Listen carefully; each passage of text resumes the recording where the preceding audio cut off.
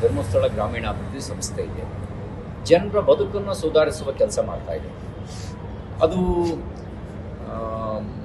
ಮದ್ಯ ವ್ಯಸನದಿಂದ ಕೂಡಿರುವವರನ್ನು ವ್ಯಸನ ಮುಕ್ತರನ್ನಾಗಿ ಮಾಡೋದ್ರ ಜೊತೆಗೆ ಕೌನ್ಸಿಲಿಂಗ್ ಮಾಡ್ತಾ ಅವರು ಯಾವುದಕ್ಕೆ ಬಂಡವಾಳ ಹೂಡಿಕೆ ಮಾಡ್ತಾರೆ ಅನ್ನೋದನ್ನು ಮಾನಿಟರ್ ಮಾಡ್ತಾ ಆ ರೀತಿ ಗೈಡ್ ಮಾಡುವ ಕೆಲಸವನ್ನು ಧರ್ಮಸ್ಥಳದಂಥ ಸಂಸ್ಥೆಗಳು ಇದೇ ರೀತಿ ಕೆಲವು ಒಳ್ಳೆಯ ಸಂಸ್ಥೆಗಳು ಕೆಲಸ ಮಾಡ್ತಾ ಇದ್ದಾರೆ. ಹಾಗಾಗಿ ನಾವಿಲ್ಲಿ ಯಾರು ಸುಲಿಗೆ ಮಾಡ್ತಿದ್ದಾರೆ ಅವ್ರನ್ನ ಕಡಿವಾಣ ಹಾಕಬೇಕು.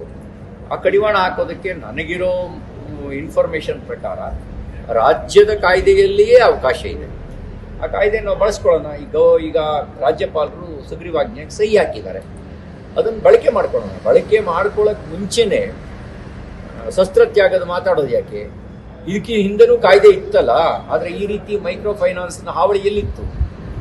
ಈಗ ಹಾವಳಿ ಯಾಕೆ ಜಾಸ್ತಿ ಆಗಿದೆ? ಇದ್ರ ಹಿಂದ್ಗಡೆನೂ ಕಾಣದ ಕೈಗಳು ಇರ್ಬೋದೇನೋ, ನೋಡೋಣ. ಯಾಕೆಂದರೆ ಅಧಿಕಾರಿಗಳ ರೇಟ್ ಫಿಕ್ಸ್ ಮಾಡೋದ್ರೊಳಗೆ ಕಾಣದ ಕೈಗಳೇ ಕೆಲಸ ಮಾಡ್ತಾ ಇದ್ದಾವೆ. ಅಡಿಗೆ 100 ರೂಪಾಯಿ ಬೆಂಗಳೂರಿನಲ್ಲಿ ಪ್ಲಾನ್ ಸ್ಯಾಂಕ್ಷನ್ನಿಗೆ ವಸೂಲಿ ಮಾಡೋದ್ರೊಳಗೂ ಕಾಣದ ಕೈಗಳೇ ಕೆಲಸ ಮಾಡ್ತಿದ್ದಾವೆ. ಈ ಮೈಕ್ರೋ ಫೈನಾನ್ಸ್ ಹಿಂದ್ಗಡೆನೂ ಕೂಡ ಕಾಣದ ಕೈಗಳೇ ಇರ್ಬೋದು. ಅವರ ಎಮೋಷನ್ಸ್ನ ಭಾವನೆಗಳನ್ನು ನಾವು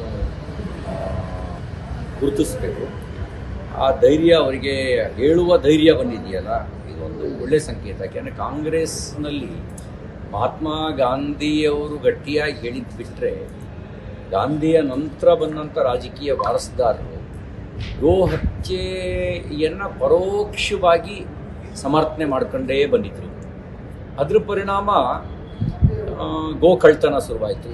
ಅದ್ರ ಪರಿಣಾಮ ಹಾಡು ಹಗಲೇ ಗೋ ಹತ್ಯೆ ಮಾಡಿ ಗರ್ಭದ ಹಸುವನ್ನು ಕೊಂದು ವಿಡಿಯೋ ಮಾಡುವಂಥ ವಿಕೃತ ಮನಸ್ಥಿತಿ. ಆ ಧೈರ್ಯ ಬರೋಕ್ಕೆ ಕಾರಣ ಏನಾಗಿದ್ದು ಅಂದರೆ ಗಾಂಧಿ ಪಥವನ್ನು ಕಾಂಗ್ರೆಸ್ ಮರೆತಿದ್ದ ಕಾರಣಕ್ಕಾಗಿ.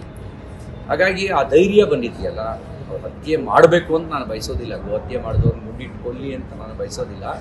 ಆದರೆ ಹಾಗೆ ಹೇಳುವ ಧೈರ್ಯ ಬಂದಿದೆಯಲ್ಲ, ಕಾಂಗ್ರೆಸ್ನ ಉಳಿದೆಲ್ಲ ನಾಯಕರುಗಳಿಗೂ ಆ ಧೈರ್ಯ ಬಂದುಬಿಟ್ರೆ ತನ್ನಿಂತಾನೇ ಸಮಸ್ಯೆ ಬಗೆಹರಿಯುತ್ತೆ.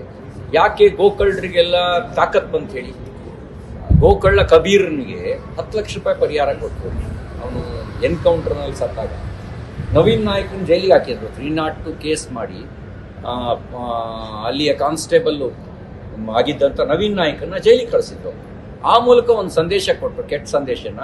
ನೀವು ಕದ್ರೂ ನಿಮ್ಮ ಜೊತೆಗೆ, ನೀವು ಏನು ಮಾಡಿದ್ರು ನಿಮ್ಮ ಜೊತೆಗೆ ಅನ್ನುವಂಥ ಒಂದು ಕೆಟ್ಟ ಸಂದೇಶವನ್ನು ಕಾಂಗ್ರೆಸ್ ಕೊಡೋದು.